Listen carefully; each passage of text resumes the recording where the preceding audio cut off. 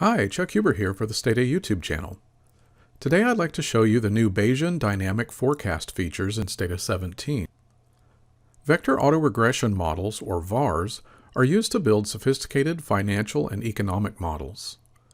Now in Stata 17 you can fit Bayesian VAR models and compute Bayesian dynamic forecasts. You can use the Bayes FCAST commands or the dialog boxes to create new variables for prediction results, and, if necessary, extend the time frame of the dataset to contain the prediction horizon.